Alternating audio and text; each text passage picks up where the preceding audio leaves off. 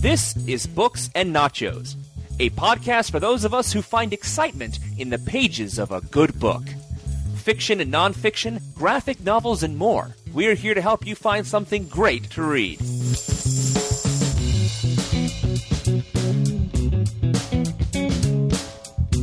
Hello, Books and Nachos listeners. I'm Arnie, here to bring you a review of a book that in no way, shape, or form is connected to Now Playing, the movie review podcast I host and that you can find at nowplayingpodcast.com. Stuart and I have been reviewing a large number of stories on Books and Nachos lately that do tie into the series over at Now Playing, and we hope you've been enjoying them, but I thought I'd take this show between Stuart's Jaws 1 and Jaws 4 book reviews to look at a non-film related work of fiction. The book I'm reviewing today is Wars, The Battle of Phobos Part 1, Healers and Hunters by Nathan P. Butler. Before I get into the novel, or really novella is what it's billed as, I want to fully disclose my own connection to the book. Nathan P. Butler, the author, is a friend of mine and has been for many years as he and I are both Star Wars podcasters. He's a regular segment host on my Star Wars collecting podcast, Star Wars Action News, which you can find at swactionnews.com. And he and I are both panelists on Republic Forces Radio Network, a podcast dedicated to the Star Wars Clone Wars TV series, which you can find at republicforces.com. Through Nathan, I've become aware of Grail Quest Books, a new publishing company which has published this novella, and I've actually been asked to do a number of interviews which you can read on their website. In fact, you can read my full interview with Nathan regarding this work at Grail Quest Books' website, grailquestbooks.com. All that said, Books and Nachos is owned by Venganza Media Incorporated and is not affiliated with Grail Quest Books nor with Nathan P. Butler, and this review is being done by me. It wasn't requested by anyone at Grail Quest nor by Nathan, and I want to impress upon you, the listener, the opinions expressed here are my own unvarnished opinion of this novella. Now, I will admit I read this book for two reasons. The first is it was written by a friend of mine, his first published prose. He has self-published 2 novels in the past as well as a Star Wars comic for Dark Horse, but this is his first professionally published novel. The second reason I read the book is because Josh at Grail Quest Books asked me to interview Nathan for his site. And, to be honest, Hunters and Healers isn't a book I would likely have picked up on my own were it not for those two facts. I am a fan of science fiction and adventure stories, but there is so much genre fiction out there, it really is hard for any specific novel to stand out. And without an in-person recommendation or a tie to an existing franchise I'm already reading or an author I'm already reading,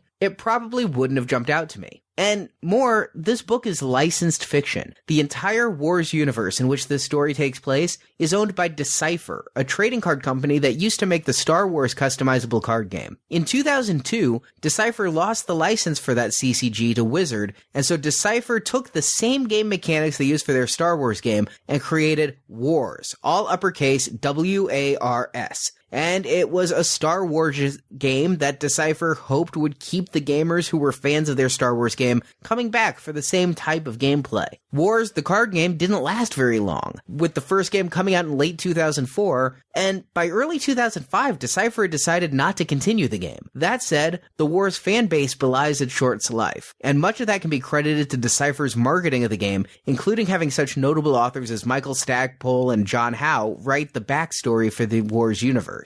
But until picking up this book, I'd never even heard of Wars, and I have to say my inclination to pick up a book based on a short-lived card game would be pretty much zero. When it comes to licensed fiction, usually the fans of a license are the ones who buy that fiction. For example, if you've never played the Wing Commander games, you're unlikely to pick up William R. Fortune's novel Fleet Action. If you don't like Star Wars, you probably won't actively seek out Brian Daley's Han Solo at Star's End, and if, like me, you don't know or like Wars, you probably wouldn't go out of your way to read Nathan P. Butler's Healers and Hunters. At least I wouldn't. My instant thought to reading a novel based on a franchise I don't love, such as a novel based on the Halo games or the X-Files TV series or Vampire the Masquerade, is that you couldn't pay me enough, because I'm not a big enough fan of those franchises, or perhaps I, in some of those cases, actively dislike them, so I wouldn't start reading what we Star Wars fans refer to as expanded universe fiction for those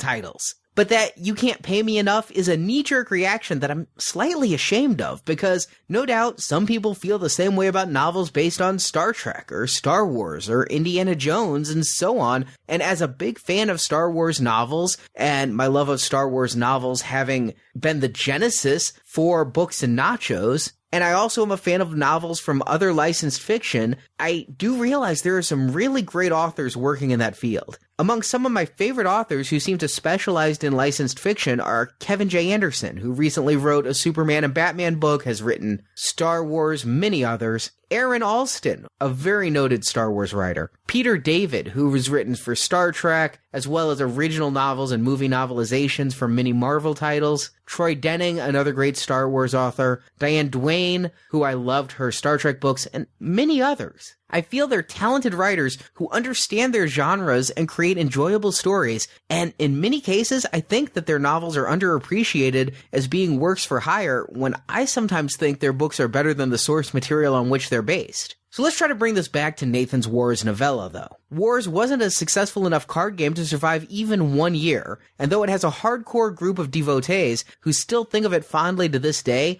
they have to be fairly small in number, I would think. As such, I'm guessing the vast majority of people, including most of you dear listeners, may have the same reaction to reading a story based in the Wars universe that I would have to, say, reading a Halo novel. But I'm here to tell you that reaction would be incorrect. As I read Healers and Hunters, I found myself reading a great sci-fi adventure with gripping action, likable characters who have believable motivations, and even a little bit of a horror story vibe. For his first professionally published prose story, Nathan's hit it out of the park, and I'm guessing it was an uphill battle. For those of you who, like me, aren't familiar with Wars, I'll attempt to describe it for you very briefly. Given that Wars is a game that was made when Decipher wanted to continue making a Star Wars game, even though they'd lost the Star Wars license, it should come as no surprise that, in my opinion, Wars seems like the biggest Star Wars ripoff since Battlestar Galactica. It's just different enough that Lucasfilm didn't see fit to sue, but man, are there some similarities. The Wars universe is set in the future, specifically the late 24th century, and Wars basically kept with the Star Wars archetypes. From what I can tell, instead of the Empire, you had the Earthers, who were a faction ruled by corporations. And instead of the rebels, you have the Ganjins, who are descendants of East Asians who moved to Mars following a nuclear disaster. And finally, instead of the scum and villainy bounty hunters like Boba Fett, you have the Mavericks, who are anarchists out on their own. And in the card game were various hero cards, starships, and more, all of which fit very neatly into the framework Decipher had created for their Star Wars game. And yet, I knew none of that as I started reading Nathan's novella. In my interview with Nathan,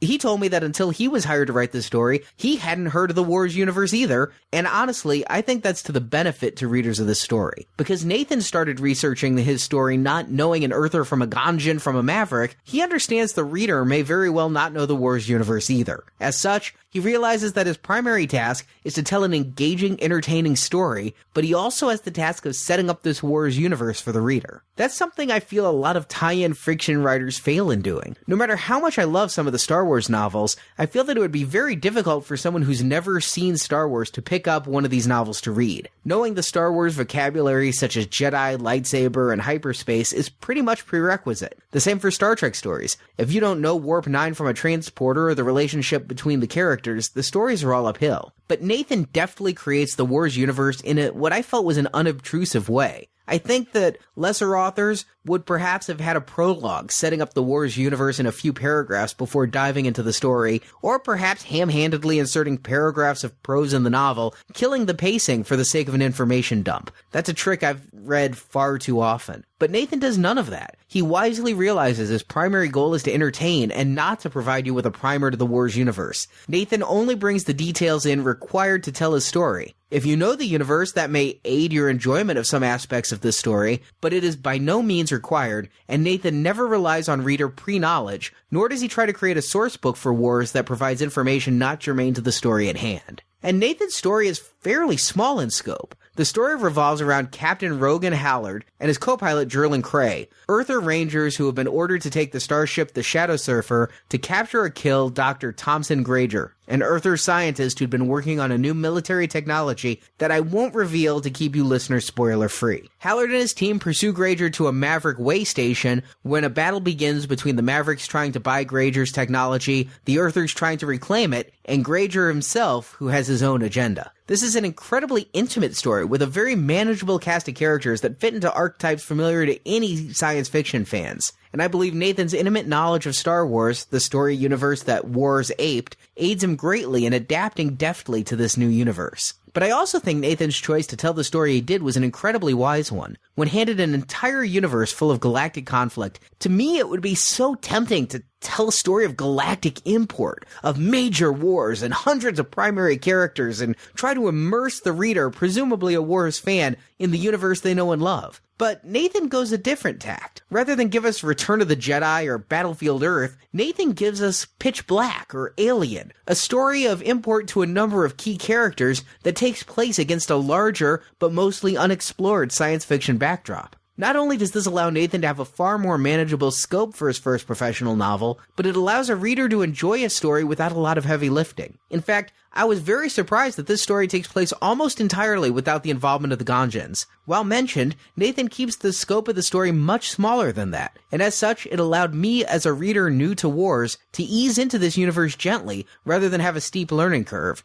and it allows Nathan to further his writing craft without the arduous world crafting that a huge story would require. Plus, as the battle between the factions is the conceit of the Wars universe, it would be unresolvable anyway without retiring the franchise. But what really matters to me is the story. Do I have a good time reading the story? Does it engross me and involve me and make me care about the characters? And in regards to healers and hunters, the answer to each of those questions is yes. Between original characters and characters taken from the Wars card game, Nathan has a rogues gallery of heroes and villains that seem both fresh and familiar. In the very first chapter, we're introduced to Granger and Nathan teases us with his story. He's on the run, but why? From who? Is he our hero or our villain? From there we get chapters introducing us to each new character and situation, and while the first few chapters did leave me flailing, trying to figure out who our main characters were, I found that almost every setup paid off. I feel Nathan is also aided by keeping his stories shorter, novella length rather than a larger novel. It forces him to keep the story moving so we don't spend too long lingering needlessly. Every page of this novella has a purpose in the story, and that makes the reading go real quickly. But overall, what I must praise Nathan on is his ability to write a good action scene. Adventure novels live and die by their action scenes. Is the reader able to visualize what the author intends? Is the pace such that it feels fast-paced no matter the speed at which the reader reads?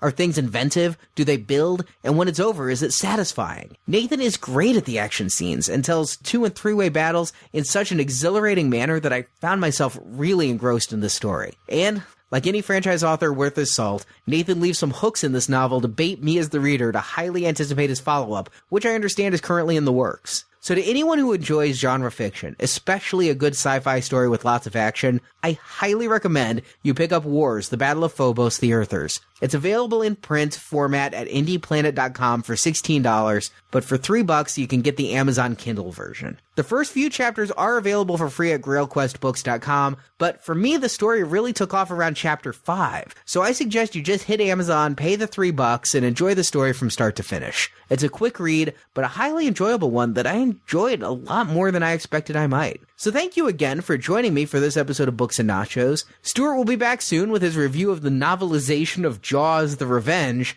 and if you have a book you'd like to review at Books and Nachos, drop us an email at show@booksandnachos.com. Thanks for listening, and please remember to support your locally owned bookstore.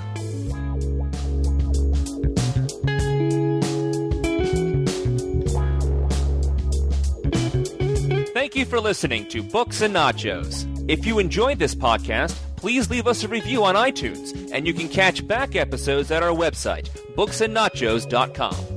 The music for Books and Nachos is The Right Prescription by Chai Weapon, which can be downloaded at podsafeaudio.com.